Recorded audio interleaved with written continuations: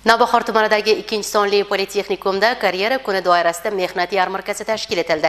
Mazkur tadbirda yoshlarga qanday bo'sh ish o'rinlari taklif etildi. Texnikum bitiruvchilarining ishga joylashishi uchun ushbu mehnat yarmarkasi manfaatli bo'ldimi? Unda ishtirok etgan hamkasbimiz lavhasi orqali ma'lumotga ega bo'lishingiz mumkin. Navoiy viloyatida 25 ta kasbiy ta'lim muassasalari mavjud bo'lib, ularda 11300 nafar yoshlar tahsil oladi. Joriy o'quv yilida 94 xil yo'nalishda 5700 nafar bitiruvchilar ta'lim muassasasini bitirishadi.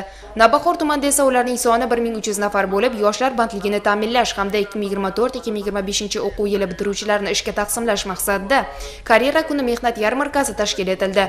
Jarayonda shahar va tumanlardagi 153 ta tashkilot, muassasa va korxonalar ishtirok etdi. Ular tomonidan 181 ta bo'sh ish o'rinlari taklif qilindi. Jarayon qiziqarli va yoshlar uchun foydali kechdi. Unda nafaqat ish beruvchilar, balki boshqa kasbiy ta'lim muassasalari ham ishtirok etib, o'zlarining yo'nalishlarida amalga oshirayotgan ishlari, ishlab chiqarishayotgan mahsulotlarni ham namoyish etdilar. Bugun bizning ta'lim muassasamizda karyerani rivojlantirish kuni munosabati bilan ochiq yarmarka ochilgan ekan. Shu munosabat bilan biz bugun o'z sohamiz bo'yicha ishlarni ko'rib bordik va o'zimizga yoqqan kasblar bo'yicha ishga joylashdik. Mening o'zim traktorchi mashinist yo'nalishida o'qiyman. Hozir meni bu yerda qiziqtirgan kasblardan granitni qayta ishlash zavodiga ishga joylashish qiziqtirdi.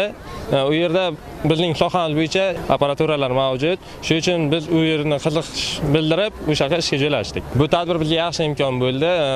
Chunki biz bu zavodlar haqida ma'lumotga ega emasdik. Bugun hamma narsasini ko'rib, eshitib, bildik va bunday tadbirlarni o'tkazayotganimizdan xursandman. Bugun yoshlarga e'tibor yuksalayotgani ularning ham shijoatini oshirmoqda. Har bir taklif etilayotgan ishning kelajagi taraqqiyotimiz uchun qay darajada naf keltirishi bilan qiziqishyapti. Shu bilan birga kelajak hayoti uchun istiqbolli bo'ladimi?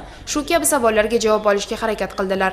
Tadbir davomida shunday shijoatli 18 nafar bitiruvchi yoshlarga ishga joylashish uchun yo'llanmalar, 23 ta imtiyozli kreditlar olish uchun imkoniyat berildi. Sohada ish olib borayotgan mutaxassislar mas'uliyatini yanada oshirish, kelajakka umid bilan qadam tashlayotgan yoshlar uchun yaxshi imkon bo'lgan tadbir viloyatimizning boshqa hududlarida ham tashkil etilishi ko'zda tutilgan.